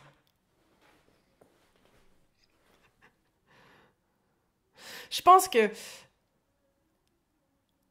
il n'y a que ce pasteur qui arrive à lire sa Bible. Et on voit bien qu'il a beaucoup médité. Et je suis allée dans une église en province et il y avait un ancien qui a écrit ça et j'ai pris en photo. Ça fait donc 10 ans qu'il est sauvé. Et il dit qu'il va donc lire 12 fois la Bible. C'est ce qu'il a annoncé. Pardon. Après le salut, ça fait donc 10 ans. Je vais donc lire une fois par mois et donc arriver à 12 fois au bout de l'année. Donc lire plus de 10 heures par jour et dormir moins de 5 heures. repousser 3 idoles de cette époque, Internet, le téléphone et la télévision. Dormir 5 heures. Et là, c'est pour ça, ici, on voit que 1 fois, 2 fois, 3 fois, 4 fois, donc 12 fois, c'est ce dont il nous parle. Et en fait, ici, donc il écrit aussi les livres, il écrit, il recopie toute la Bible. Et on voit ici, donc, le temps qu'il a pris, donc 52 jours, 121 jours. On voit aussi le nombre de crayons qu'il a utilisé pour ça. Et à la toute fin, on voit qu'en à peu près 2 ans et 27 mois, donc 2 ans et 27 mois à peu près, en 192 jours, en fait, ça lui a pris plus de 7000, 8000 heures environ. Et il a écrit donc la marque du crayon qu'il a utilisé, mais à peu près 60 000 crayons. Et qu'il a ainsi recopié la Bible. C'est remarquable. Et évidemment que vous êtes étudiant, vous travaillez, et donc lire la Bible 10 heures par jour, ça va certainement être compliqué. Mais on a besoin de l'apprendre sur le cœur de ce frère. Et en ce qui concerne la parole de Dieu, il nous faut la pratiquer, la mettre en action. Ne pas se dire « Ah, c'était ça, ça voulait dire ça ». Ne pas seulement se réjouir de cela, ne pas se contenter de cette satisfaction d'avoir compris, non, réfléchissez bien. Si je n'obéis pas à la parole de Dieu, je ne peux donc pas dire que cette parole est mienne. Je l'ai comprise, oui, mais je n'ai pas fait de ce verset mon verset. Et aussi, il nous faut prêcher cette parole. Je l'ai bien lue, je l'ai bien écoutée, je l'ai comprise. J'y ai obéi. Au final, ça mène à quoi? Il faut prêcher cette parole. Les paroles que l'on a comprises, il nous faut prêcher l'évangile. Nous, il y a ceux qui sèment avec larmes, qui moissonneront avec chant d'allégresse. Il y a ceux qui marchent en pleurant quand ils portent la semence. Ils reviennent avec allégresse quand ils portent les gerbes. On écoute, on lit, on apprend, on comprend. Et cette parole de l'évangile, si claire, si certaine, on va et on la prêche. On sème avec larmes. Qu'ils sont beaux sur les montagnes les pieds de celui qui apporte de bonnes nouvelles, qui publie la paix. Et c'est vraiment ça, comprendre la Bible. Et non pas seulement ajouter des connaissances en disant « Ah, ça, ce verset, je le connais. Ah, ça, j'ai écouté ce sermon. » Non, ce n'est pas ça. C'est vraiment marcher en pleurant, aller au-delà des montagnes, prêcher cette bonne nouvelle. C'est vraiment ça, connaître la Bible. Et la Bible, de la Genèse à l'Apocalypse, de qui ça nous parle? De Jésus. Toute la Bible nous parle de Jésus, témoigne de Jésus, nous montre Jésus. Regardons cette vidéo ensemble.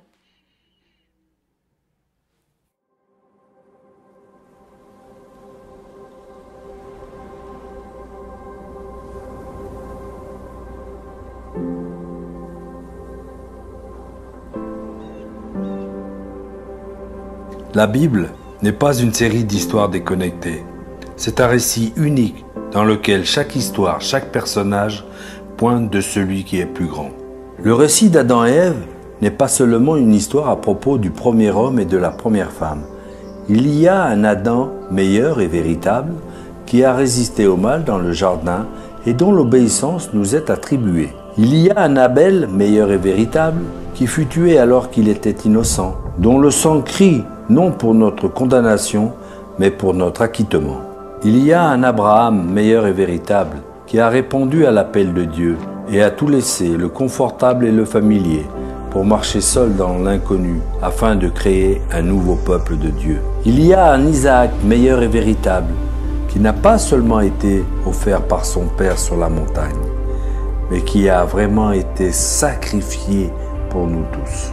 Il y a un Jacob meilleur et véritable qui a lutté et qui a pris le coup de la condamnation que nous méritions, de sorte que nous ne recevons que les blessures de la grâce qui servent à nous réveiller. Il y a un Joseph meilleur et véritable, qui, assis à la droite du roi, pardonne ceux qui l'ont trahi. Il utilise son nouveau pouvoir pour les sauver. Il y a un Moïse meilleur et véritable qui se tient entre le peuple et le Seigneur et qui conclut une nouvelle alliance. Il y a un rocher de Moïse meilleur et véritable qui, lorsqu'il est frappé, nous donne de l'eau vivante dans le désert. Il y a un Job meilleur et véritable, le malade souffrant qui est vraiment innocent, qui intercède pour ses amis et qui les sauve. Il y a un David meilleur et véritable, dont la victoire devient celle de son peuple, qui n'a rien fait de lui-même. Il y a une Esther meilleure et véritable, qui n'a pas seulement risqué la perte d'un palais terrestre, mais qui a perdu son palais céleste, qui n'a pas seulement risqué sa vie, mais qui a donné sa vie pour sauver son peuple. Il y a un Jonas meilleur et véritable, qui a été jeté dans la mer pour que nous puissions être ramenés à bord. Il y a un agneau pascal meilleur et véritable, innocent, parfait, tué pour que l'ange de la mort ne passe pas sur nous. Il est le vrai temple, le vrai prophète, le vrai prêtre, le vrai roi, le vrai sacrifice, le vrai agneau, la vraie lumière et le vrai pain. La Bible n'est pas une série d'histoires déconnectées. C'est un récit unique qui pointe vers une personne, Jésus.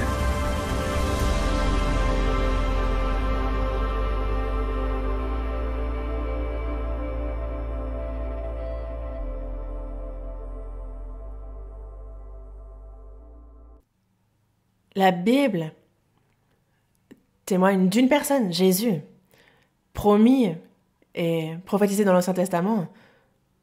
Et tout ce que Jésus a dit, il a rempli toutes les promesses dans le Nouveau Testament. Toutes les personnes de la Bible témoignent de Jésus. Abraham, Jésus, David, Job, tous témoignent de Jésus. Il est venu. Et il est devenu notre sauveur. Il est devenu notre Seigneur. Et il nous faut apprendre à connaître ce Jésus, non? Marcher avec lui, comprendre sa volonté, faire son œuvre, et le rencontrer ensuite. Sans connaître la Bible, c'est impossible. C'est à travers la Bible que l'on continue de rencontrer Jésus. C'est à travers la Bible que l'on apprend sur Jésus. C'est à travers la Bible qu'on lui ressemble davantage. C'est à travers la Bible que l'on fait son œuvre. Sans la Bible, nous ne pouvons rien faire.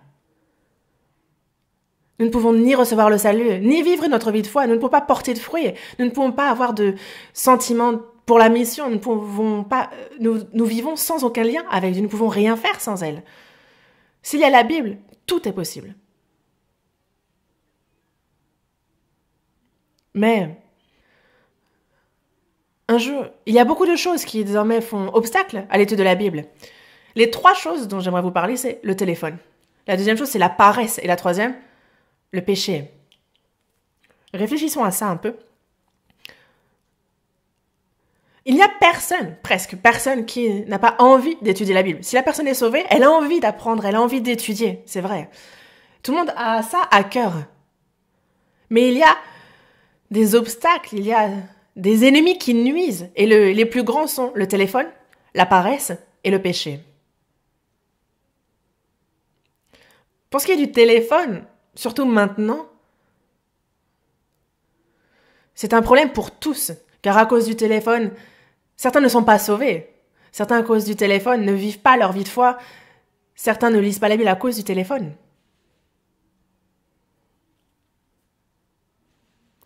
Il y a le pasteur John Piper qui a dit un jour dans son sermon, on va écouter. This is an iPhone, and so you can do anything with this. And then you got the iPad, which is even cooler, right? And then you've got your computer, which has access to 10 million interesting things at any moment. So this is the new challenge. I don't think it's qualitatively different. It's just entertainment and prevalent and video different, and therefore seems to be worse. That is, the temptation to be distracted is harder probably to resist today than ever. Maybe wrong about that, but it's hard. So here's what he said. Brethren, if you are ever so much taken up with any enjoyment that it takes away your love for prayer or for your Bible, then you are abusing this world. Oh, sit loose to this world's joy. The time is short. I stood by the side of a dying man last week, was it week before, when Bob passed away at age 50. And then I went 2 hours after he had died and stood by him again. I just thought, he didn't care about this anymore. He really did not care at all how cool this is in those last days. The fog had blown totally away. His priorities were totally different. And preach to yourself, reason with yourself about these things.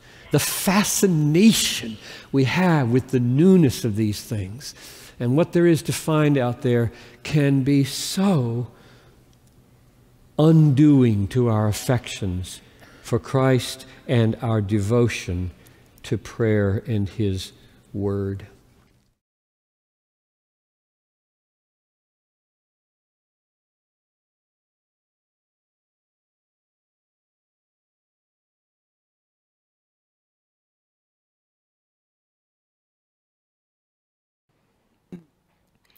Le téléphone, Internet, l'ordinateur sont nécessaires dans notre vie, certes. Je ne vous invite pas à ne pas y toucher du tout, mais une fois qu'on les utilise comme des outils, il ne faut pas que cela s'inverse. Si vous vous dites « Ah, j'arrive vraiment pas à m'abstenir, à me contrôler vis-à-vis du téléphone. À cause de ça, je ne lis pas la Bible, à cause de ça, je ne prie pas. » Alors, moi, ce que j'aimerais vous conseiller, c'est de changer votre téléphone peut-être pour un vieux téléphone, sans Internet. Si vraiment vous n'arrivez pas à vous canaliser, à vous abstenir, enlevez le problème. Il suffit de pouvoir téléphoner, n'est-ce pas? Je vous dis, si vraiment vous n'y arrivez pas, c'est ce que je vous conseille. Si vraiment vous n'arrivez pas à vous abstenir, que ce soit 6 mois, 1 an, essayez. Il faut s'abstenir. Fixer des règles, un temps d'utilisation, etc., ce genre de choses.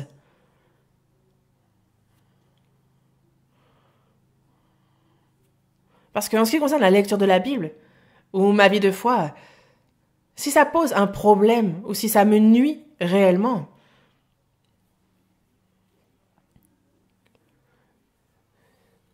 si on ne trouve pas solution à ce problème, alors il n'y aura pas de changement dans notre vie. On aura beau apprendre la méthode pour étudier la Bible. Si on n'arrive pas à s'abstenir de ces choses-là, alors ce sera complètement inutile. Ensuite, il y a la paresse. Il n'y a rien à... Si on est paresseux, on ne fait rien, n'est-ce pas? Un peu de sommeil, un peu d'assoupissement, un peu croiser les mains pour dormir, et la pauvreté te surprendra comme un rôdeur, et la disette comme un homme en armes. C'est dans Proverbes, chapitre 24. Un peu de sommeil, un peu d'assoupissement, un peu croiser les mains pour dormir, et la pauvreté te surprendra comme un rôdeur. Il viendra, il prendra tout. Il prend tout au paresseux. Le rôdeur, le voleur. Comme un homme en armes. L'homme en armes, il vient, il fait quoi? Il tue. Il tue tout. Une personne paresseuse se voit tout voler. Tout disparaît. La passion, le zèle, le sens de la responsabilité vis-à-vis de la mission. Il est vivant, mais comme mort. Et le péché. Une personne qui s'approche du péché s'éloigne de la Bible, évidemment, logique. Je pêche sans que les frères et sœurs ne le sachent, mais alors je peux bien lire la Bible, je n'arriverai pas à la lire. Je m'approche du péché, alors je m'éloigne de la Bible. Notre conscience nous titille, on ne peut pas lire la Bible. Si on s'éloigne de la Bible, on s'approche du péché. Le péché s'approche. Mais si on s'approche de la Bible, c'est l'inverse, alors le péché s'éloigne, n'est-ce pas? Le diable a plein de trappes, de pièges. Regardez ça. Vous voyez ici des trappes, des pièges pour attraper les animaux, des attrapes pour les souris. Une fois attrapées, elles ne peuvent plus bouger. Elles sont prises au piège, sans pouvoir bouger. Elles ne peuvent pas fuir. Dans la boîte, on met un appât que l'animal aime, et une fois qu'il touche à cet appât, la porte se ferme. En fait aussi, on met une distance et on fait en sorte qu'une fois attrapé, le lien se resserre, et une fois attrapé, plus il cherche à s'enfuir, plus justement ça se resserre, ça se tend. Et là, vous regardez, là, il est pris dans le piège. Et même un animal sauvage, un animal fort, ne peut rien faire, il ne peut pas fuir. En fait, on met l'entrée du côté du courant, les poissons rentrent, et en fait, à cause du courant, ils ne peuvent pas ressortir. C'est difficile de ressortir. Donc, une fois rentrés, on ne sort plus. C'est ça, les pièges. Mais ce n'est pas seulement pour les animaux. Il y a des pièges que le diable utilise pour les hommes. Et il en a toutes sortes. Le péché, il nous tente. Et une fois qu'on tombe, on n'en sort plus. On ne peut plus bouger. On creuse assez profondément pour que l'animal ne puisse pas ressortir. On met des herbes, on met au-dessus, ça cache, et on met un appât dessus. L'animal passe, il tombe dedans, et succès, et il ne peut plus ressortir. On a donc un appui. En fait, il passe, il mange, et une fois qu'il touche au support, alors il se fait écraser par la matrice.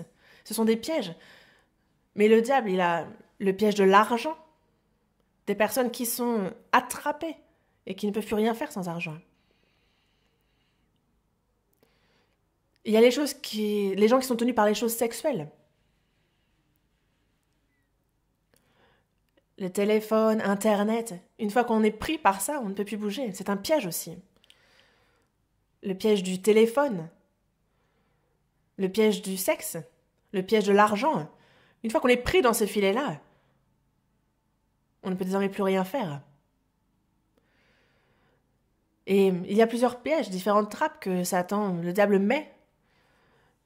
Il est important, évidemment, d'apprendre comment bien étudier la Bible, mais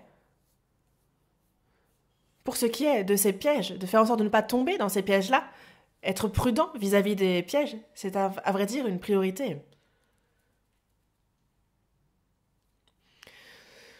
Et le diable, Satan, lorsqu'il tente les hommes, il utilise souvent ça. Il dit t'es pas le seul, tout le monde fait ça. T'inquiète pas, tous les autres font comme toi. Il dit aussi ça va, tu fais déjà bien, jusque-là ça va. Il dit juste une fois. Il dit toi tu es à moi. C'est comme ça, on en arrive là. On ne peut pas tomber dans les tentations. Beaucoup de personnes tombent dans les tentations du diable, mais nous, pour vaincre ces tentations, comment devons-nous faire? On va voir dans la seconde épître à Timothée, chapitre 2. Seconde épître à Timothée, chapitre 2, verset 22.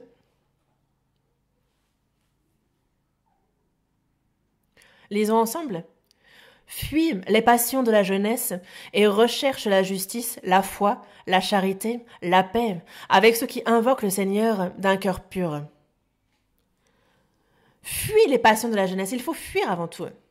Joseph, il y avait la femme de Potiphar qui l'a tenté, mais lui a fui, laissant ses vêtements derrière, n'est-ce pas? Ne pas aller là où nous pourrions pécher, fuir, éviter ces choses-là. Fuir une situation où l'on pourrait pécher. Y aller et se dire « Dieu, aide-moi ». Non. Éviter cette situation. Et ne pas se dire une fois dans la situation « Oh non ». Non, il faut éviter d'être dans une telle situation. J'y suis allée, je ne savais pas. Et si jamais on se rend compte que c'est une situation à risque, on fuit. Fuis les passions de la jeunesse. Ensuite, avec ceux qui invoquent le Seigneur d'un cœur pur. C'est avec les frères et sœurs, quand on est ensemble, quand on est dans la communion, quand on partage les joies, les peines, alors on peut fuir, on peut éviter de pécher. Mais on ne peut pas être en communion avec les frères et sœurs si on est dans le péché. On ne peut pas partager les joies et les peines. Il nous faut éradiquer le péché, fuir les passions de la jeunesse et dans la communion avec les frères et sœurs, rechercher la justice, la foi, la charité, la paix. Rechercher, y mettre tous nos efforts, vraiment poursuivre ces choses-là. Abandonner les mauvaises habitudes et en prendre et faire grandir ces bonnes habitudes dans la foi. Mais ça ne se fait pas du jour au lendemain, on a besoin d'entraînement. On va voir dans Esdras, chapitre 7. Esdra, chapitre 7.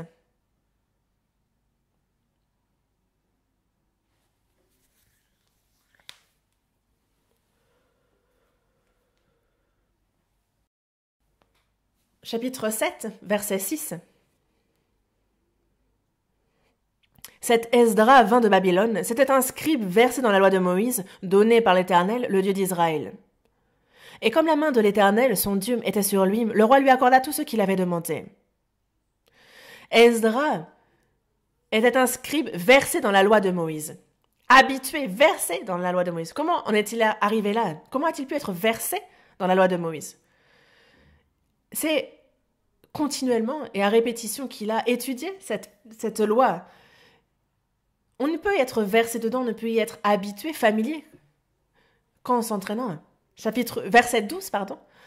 Artaxerxès, roi des rois, à Esdra, sacrificateur et scribe, versé dans la loi du Dieu des cieux. Il était vraiment versé dans la loi de Dieu. Il était complètement versé dedans. Imaginez combien il devait la connaître.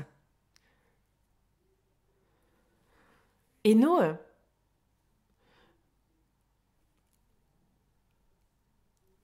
nous devons être familiers avec cette parole de Dieu, y être vraiment habitués, être versés dedans. David est allé vers Goliath avec sa fronde, mais ce n'était pas la première fois qu'il l'utilisait. Lorsqu'il paissait les troupeaux, continuellement, c'est avec cette même fronde qu'il a repoussé les prédateurs. Et c'est pour cela que il est allé choisir 5 pierres, il en a mis 5 dans sa poche, il n'en a utilisé qu'une. Il en avait préparé beaucoup, mais il n'en a utilisé qu'une. Nous aussi, si on est, pour être habitué, familier avec la parole de Dieu, il faut vraiment vivre proche de cette parole. Ça ne se fait pas comme ça. Certaines personnes sont vraiment, eux, même sans regarder, ils vont pouvoir écrire sur leur téléphone, ils sont tellement habitués. Ce n'est pas une bonne ou une mauvaise chose, ce n'est pas ça. Ce que je veux dire, c'est que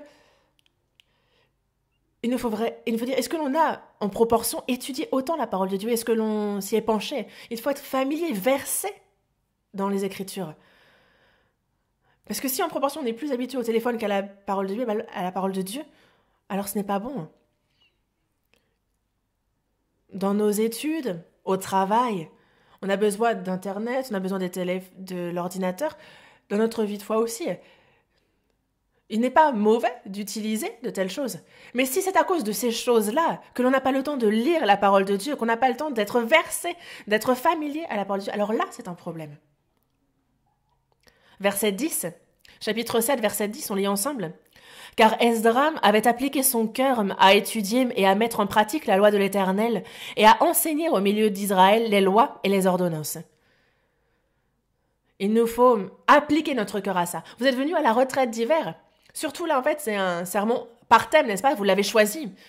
Il faut s'appliquer son cœur, à vouloir étudier, à mettre en pratique la loi de l'Éternel, à enseigner au milieu d'Israël les lois et les ordonnances. Essayez d'appliquer votre cœur à cela. Soyez déterminés, prenez cette résolution. Il est important d'appliquer son cœur à de telles choses. Il nous faut prendre cette résolution. Cette année, je vais lire 1 fois la Bible, 2 fois la Bible, ou sinon je vais l'étudier. Je vais vraiment l'apprendre. Et je vous le dis, les chrétiens sauvés, quand est-ce qu'ils sont brûlants dans leur cœur? C'est quand ils écoutent la parole de Dieu, c'est quand ils la lisent. Quand est-ce qu'ils sont touchés? C'est quand ils écoutent, quand ils lisent la parole, quand ils partagent la communion. C'est alors qu'ils sont touchés, que leur cœur brûle. C'est alors qu'ils sont rétablis dans la foi, dans la communion.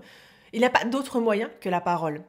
Évidemment que on fait du sport, on va aussi dans des bons restaurants, on mange ensemble. C'est nécessaire, mais c'est pas ça qui fait brûler notre cœur, c'est pas ça qui rétablit notre foi. Ce qui rétablit notre cœur, notre foi, c'est la parole de Dieu. Luc, chapitre 24.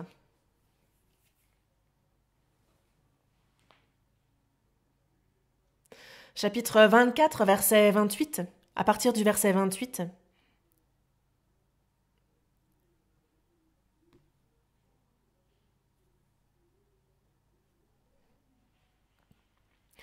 Lorsqu'ils furent près du village où ils allaient, il parut vouloir aller plus loin. Mais ils le pressèrent en disant « Reste avec nous, car le soir approche, le jour est sur son déclin. » Et il entra pour rester avec eux. Pendant qu'il était à table avec eux, il prit le pain, et, après avoir rendu grâce, il le rompit et le leur donna. Alors leurs yeux s'ouvrirent, et ils le reconnurent, mais il disparut de devant eux. Verset 32, on le lit ensemble. Et ils se dirent l'un à l'autre, « Notre cœur ne brûlait-il pas au-dedans de nous, lorsqu'il nous parlait en chemin et nous expliquait les Écritures ?» On voit ici deux anciens disciples de Jésus qui rentrent à Emmaüs. Ils ont rencontré Jésus et Jésus a commencé, en commençant par Moïse et par tous les prophètes, il leur expliqua dans toutes les Écritures ce qui le concernait, comme il est écrit dans le verset 27, il leur parlait, il leur expliquait, leur élucidait les Écritures, mais il parut vouloir aller plus loin. Pourquoi? Ils voulaient voir comment ils allaient réagir, mais ils le pressèrent en disant « Reste avec nous ». Ils le pressèrent. Ceux qui cherchent vraiment le Seigneur le pressent, ils veulent le retenir, ils veulent le garder.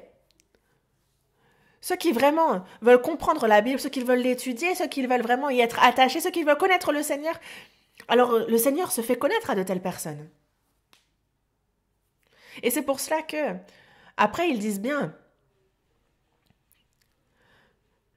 notre cœur ne brûlait-il pas au-dedans de nous lorsqu'il nous parlait en chemin et nous expliquait les Écritures? Quand est-ce que nous brûlons de notre cœur?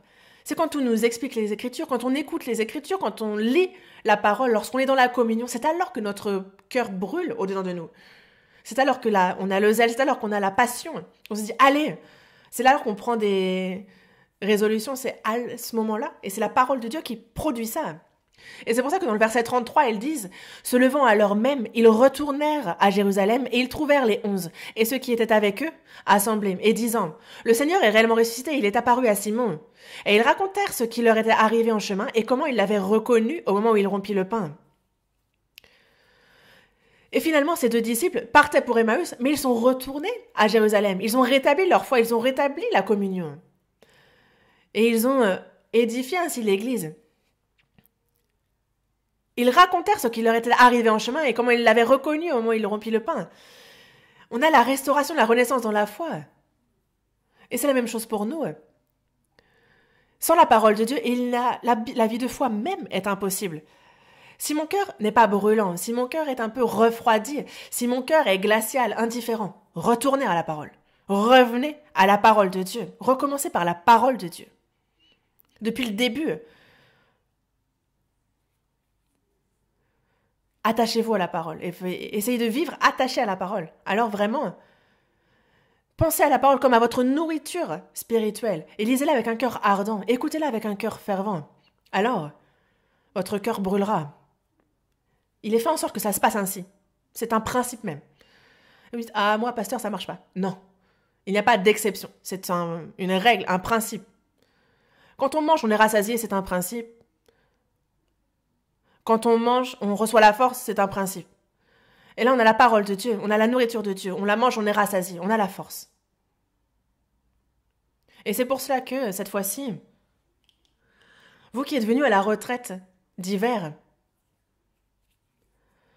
on parle de l'importance de la parole, et on a parlé de comment l'étudier. Et vous êtes venus et vous avez vraiment à cœur d'étudier la parole. Et c'est un très bon cœur. C'est celui qui vous a conduit ici. Mais on a réfléchi à combien la parole est importante. Et c'est vrai que ce dont je vous ai parlé aujourd'hui, les différentes méthodes, il y en a bien d'autres. Mais ce qui est important, c'est cette détermination, c'est vraiment ces résolutions que l'on prend. Et ensuite, il y a ce qui fait obstacle à l'étude de la Bible. Et éradiquer ces choses-là. Ça, c'est la priorité. Faire le ménage dans ce qui empêche de lire la Bible. Être déterminé et commencer. Essayez. Compris? Prions. Dieu notre Père, merci à cette retraite d'hiver. Tu es avec nous par ta parole et tu nous enseignes par cette parole. Merci. Le jour de ton retour, Seigneur, est très proche et nous vivons très proche de ton retour. Nous te remercions, Seigneur, de nous avoir appelés au salut. Que les jeunes dans la foi soient proches de ta parole, qu'ils s'arment de ta parole, qu'ils puissent être des ouvriers, des soldats pour toi, Seigneur, qu'ils puissent, armés de ton évangile, aller vers les autres, vers d'autres pays, partout où tu leur ordonneras d'aller. Que ta parole, Seigneur, qu'ils en soient proches et qu'ils puissent être armés par cette parole, qu'ils puissent être touchés par cette parole et qu'ils puissent vivre selon elle. Aide-les, s'il te plaît. Que notre cœur brûle, qu'il soit renouvelé et que notre Église renaisse pour vivre pour ton œuvre. Aide-nous pour cela. Nous avons prié au nom du Seigneur Jésus.